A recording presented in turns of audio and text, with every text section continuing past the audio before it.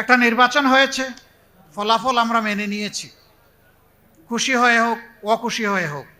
আমরা ওই কালচারে যেতে চাইনি যে আমরা এই ফলাফল মানি না, কারচুপি হয়েছে, এই ফলাফল বাতিল করতে হবে না, আমরা এই দাবি তুলিনি। আমরা বলেছি কষ্ট আছে বুকে, কিন্তু মেনে নিলাম। আমরা গঠনমূলক বিরোধী দল হিসাবে দায়িত্ব পালন করতে চাই, কিন্তু আমরা অনুগত বিরোধী দল হব না। অনুগত বিরোধী দলের রূপ বাংলাদেশ বহুবার দেখেছে। তারা জনগণের রাইটের পক্ষে কথা বলে নাই, তারা এস্টাবলিশমেন্টকে অন্ধভাবে সহযোগিতা করেছে। আমাদের পলিসি ক্লিয়ার, তাআওয়ানু আলাল বিররি ওয়াত তাকওয়া ওয়ালা তাআওয়ানু আলাল ইসমি ওয়াল উদওয়ান। ভালো কাজে সব কিছু দিয়ে সমর্থন করব, মন্দ কিছু হলে আমরা প্রতিবাদ করব, প্রয়োজনে আমরা রুখে দেব ইনশাআল্লাহ।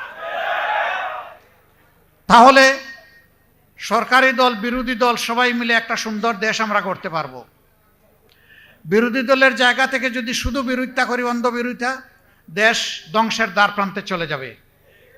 আবার সরকারি দল যদি বিরোধী দলকে দমনের নীতি অতীতের মতো অনুসরণ করে, তাও দেশ যাবে রসাতলে, ক্ষতিগ্রস্ত হবে দেশবাসী।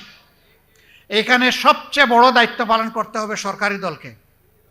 সরকারি দল যদি দায়িত্বশীলতার সাথে মানুষের আমানতদারি রক্ষা করে, যদি তারা অন্যায় অপরাধ বন্ধ করতে পারেন, দুর্নীতি বন্ধ করতে পারেন, চাঁদাবাজি বন্ধ করতে পারেন, আমি বিশ্বাস করি 5 বছরে এই দেশ পরিপূর্ণভাবে বদলে যাবে ইনশাআল্লাহ।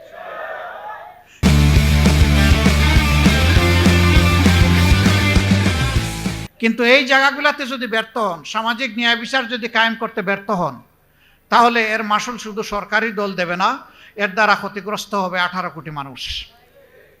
দোয়া করবেন আমরা বিরোধী দল হিসাবে যেন চৌকস পাহারাদারের দায়িত্ব পালন করতে পারি, চোখ যেন সব সময় জনগণের অধিকারের দিকে খাড়া রাখতে পারি, স্থির রাখতে পারি, আল্লাহকে যেন ভয় করে চলতে পারি। আল্লাহর বিধানের লঙ্ঘন হয় এমন কিছু যেন আমরা মেনে না নেই। আপনারা আমাদের জন্য দোয়া করবেন। মানুষের শান্তি আমাদের শান্তি, মানুষের কল্যাণ আমাদের কল্যাণ। খায়রুন নাস মান ইয়ানফাউন নাস, ওই মানুষই সবচেয়ে ভালো মানুষ যে মানুষের কল্যাণে পাগল হয়ে লেগে থাকে।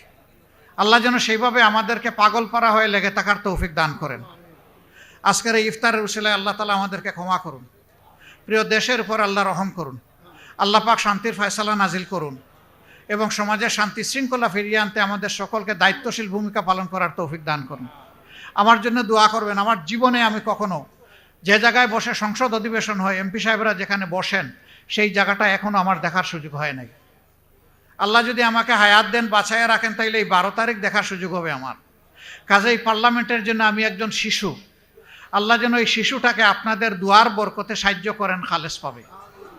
আমি যেন জাতির পাহারাদারের দায়িত্ব পালন করতে পারি, আমি যেন ন্যায়সঙ্গত ভূমিকা পালন করতে পারি, আমি যেন নেপোটিজমের ঊর্ধ্বে থাকতে পারি, আমি যেন আমার মানবিক চাহিদাকে পিছনে রেখে জনগণের চাহিদাকে প্রাধান্য দিতে পারি।